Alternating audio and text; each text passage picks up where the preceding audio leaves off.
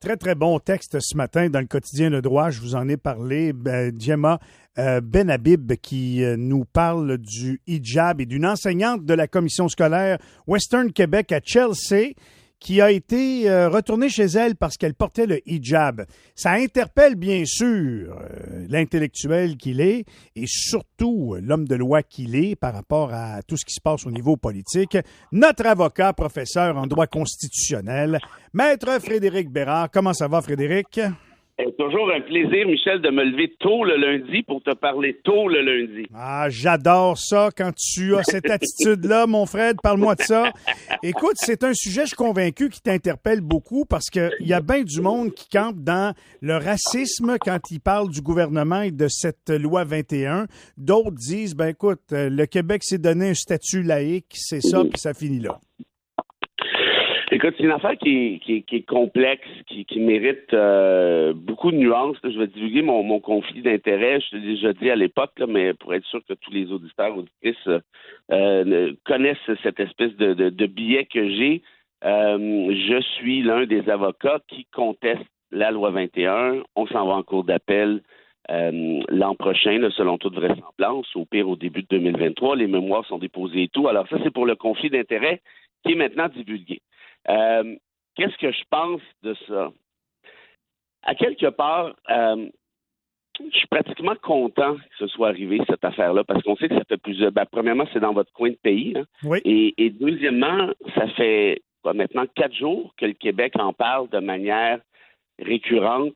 Il y a des opinions tranchées de part et d'autre. C'était prévisible, c'est correct.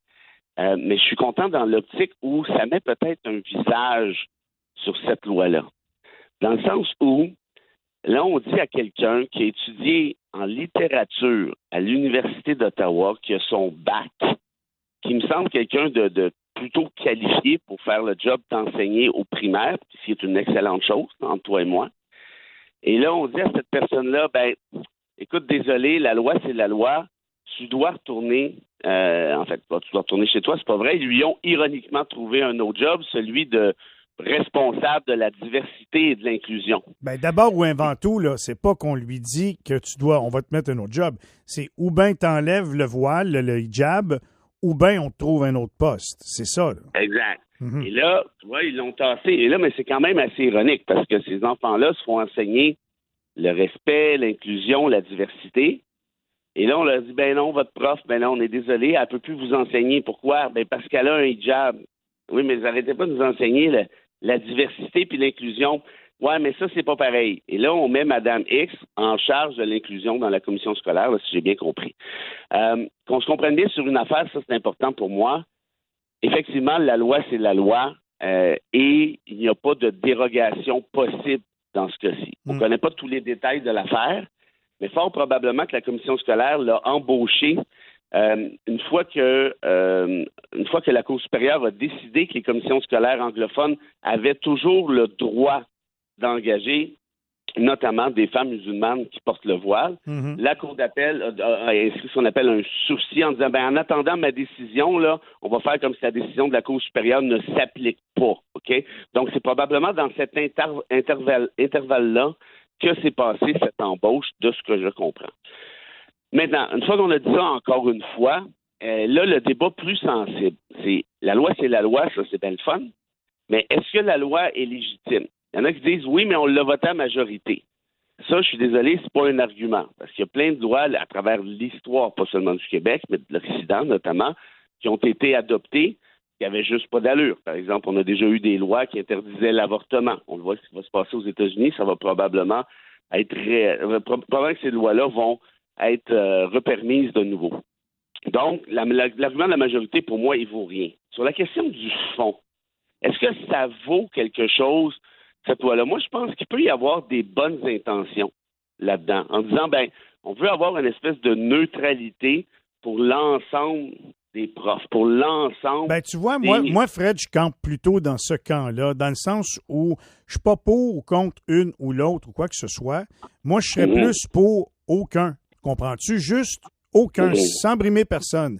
Mais je comprends que ça devient compliqué quand tu penses de même. C'est ça. Puis l'affaire, c'est que plusieurs petites choses. Quand les gens disent, non, ça vise pas la religion musulmane, ça vise pas l'islam, ça vise toutes les religions. Ça, c'est pas vrai, malheureusement, parce que quand tu dis que ça vise toutes les religions, ça vise seulement, en fait, les religions qui te parlent de signes religieux. Oui. Moi, si je suis membre de l'Église de Scientologie, puis je suis un vrai malade mental, puis j'enseigne à tes enfants de 6 ans, ben tu le sauras jamais, parce que c'est pas visible. Mais je peux être un fêlé de première espèce. Il faut que ce soit ostentatoire, c'est ça. Exact. En fait, dans la nouvelle loi, on n'a plus besoin d'être ostentatoire, mais il faut que ce soit visible. Donc oui, puis là, évidemment, un voile, c'est ostentatoire. Donc, ça pour dire que ça vise pas toutes les religions, puis en plus de ça, ça vise des religions qui, en théorie, sont protégées par des instruments internationaux auxquels le Canada a adhéré, auxquels le Québec a adhéré aussi. L'autre argument qui est peut-être achalant, et ça, tu vois, c'est pas devenu très médiatisé, cette affaire-là, mais dans le cadre des auditions de la loi 21, moi, j'avais appris beaucoup de choses. Et j'invite les gens à s'informer à ce niveau-là, parce que vous allez voir, c'est pas mal intéressant. Il y avait eu un expert qui s'appelle Thomas D., qui est un prof ultra réputé en pédagogie aux États-Unis, qui vous dit que quand la prof ou le prof porte, par exemple, un signe religieux ou est un noir, par exemple, dans un milieu de blanc, ça, en matière de psychoéducation, là, c'est de la bombe pour les enfants. Pourquoi?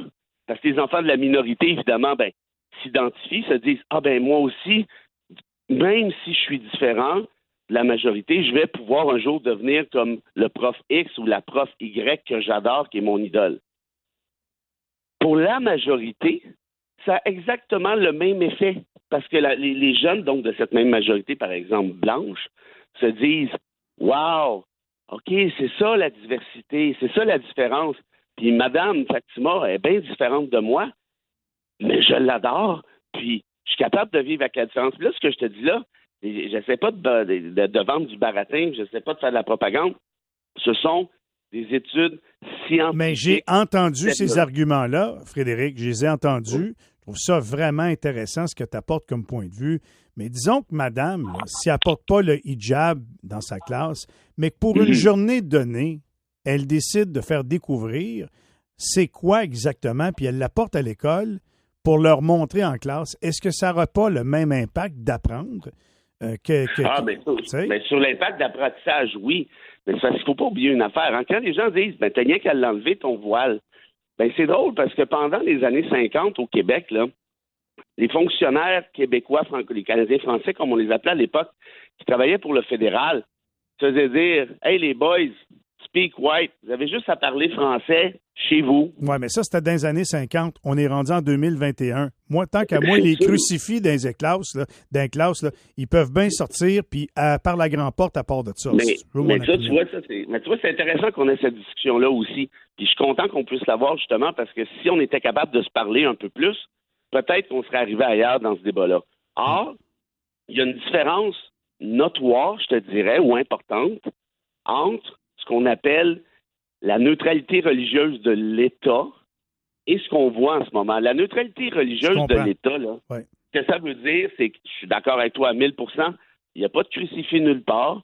Pourquoi? Parce qu'on ne veut pas, comment je te dirais, d'un État qui favorise une religion ou qui en discrimine une autre. Tu sais, dans le temps du Duplessis, là, on avait un sacré problème parce que c'était la religion qui décidait comment ça allait fonctionner la vie en matière de santé, d'éducation et ainsi de suite. Aujourd'hui, on n'a plus ça. Puis cette idée-là, elle vient pas du Québec, elle vient pas de la Cour suprême du Canada, elle vient d'un des fondateurs des États-Unis, Thomas Jefferson, qui disait il faut que l'État soit neutre, mais les individus qui travaillent pour l'État, d'un point de vue personnel, peuvent avoir des croyances différentes. Puis on ne va pas les congédier, on ne va pas les empêcher de travailler pour ça. En d'autres termes, si on disait on veut juste avoir des femmes musulmanes qui travaillent, là, ça serait un sacré problème, ça serait complètement ridicule, ça serait contre la neutralité religieuse de l'État dans son idée la plus pure. Ici, ce qu'on dit, c'est qu'on ne va pas empêcher quelqu'un de travailler parce qu'il a une religion X, Y, Z. Et puis, à côté de Mme Fatima, ça peut être M. Cohen qui, lui, porte. Et là, l'autre affaire aussi, c'est qu'il y en a qui disent non, mais ça n'a rien à voir contre l'islam. Soyons sérieux, là, puis arrêtons de compter des histoires, là. S'il n'y avait pas eu le 11 septembre, là, on n'en parlerait même pas de cette affaire-là. Probablement.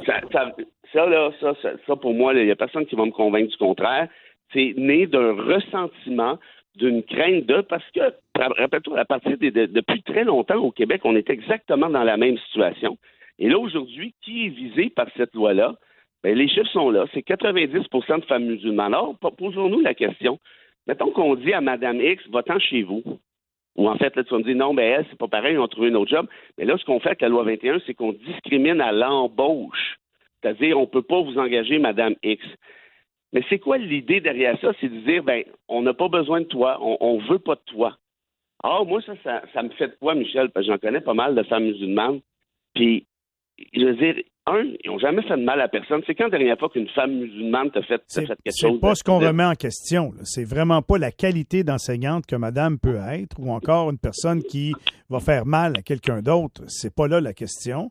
C'est dans l'opinion populaire, puis je pense que tu as raison là, de défendre ces points-là, mais dans l'opinion populaire, devant le tollé que ça soulève, je pense que la majorité des gens se disent pourquoi est-ce qu'il y en a, point. On n'en veut juste pas, on veut pas de chicane avec ça. T'sais, je pense que c'est ça l'opinion des gens. Puis quand on va plus loin, c'est ce que tu nous amènes, il y a un pourquoi on en est rendu là. Puis là, c'est ça que tu nous expliques. Bien, tu as raison de le dire, ça. Puis je suis content que tu parles de la majorité.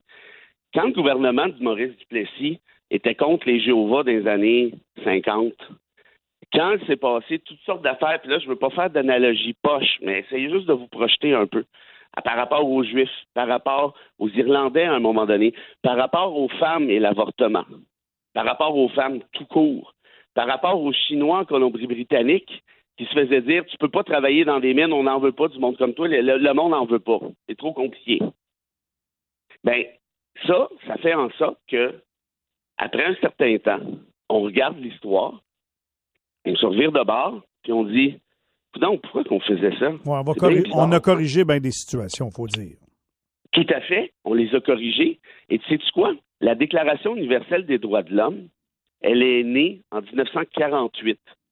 Tout de suite après ce qu'on a découvert, une découverte absolument macabre, c'est-à-dire Auschwitz et ainsi de suite. Et là, on s'est dit, c'est le fun de la majorité, c'est le fun de l'opinion populaire, mais ça va prendre des balises. Et c'est là que la plupart des États occidentaux, pour ne pas dire la totalité, sont embarqués dans ce mécanisme-là en disant la majorité, c'est le fun, puis oui, on peut discuter. Et là, qu'on se comprenne bien, pour moi, c'est important. Je ne dis pas que la loi 21 est raciste. Je n'ai jamais dit ça. Je ne dis pas que ceux qui l'appuient sont racistes. Il y en a des racistes qui l'appuient, mais évidemment, tu peux l'appuyer sans être raciste. Donc, il faut faire attention avec les accusations. Il faut aussi se dire que non, on ne va pas faire de lien avec Auschwitz et tout ça, ça n'a pas rapport. Là. C'est pas de ça dont je te parle. Moi, je te parle juste d'analogie très large pour dire la question des minorités. Si tu remets ça dans les mains de la majorité, ben des fois, c'est plus difficile de les protéger. Or, dans ce cas-ci, les musulmans ont très mauvaise presse à l'échelle internationale. C'est ça qui a amené toute cette espèce de déferlement actuellement, et le Québec est embarqué dans le train. Je trouve ça dommage parce que le débat sur l'enseignement aurait pu se faire autrement, mais dans ce cas-ci, ce que je sais, c'est que ces femmes-là en paient le prix actuellement, alors que tout ce qu'ils veulent, c'est continuer d'enseigner à nos enfants en français, payer leurs impôts, ne sont pas attachés à un calorifère par un barbu dans un sous-sol, ce sont des membres actifs de la société québécoise, et les enfants, non seulement les adorent, mais je vais même te poser la question suivante.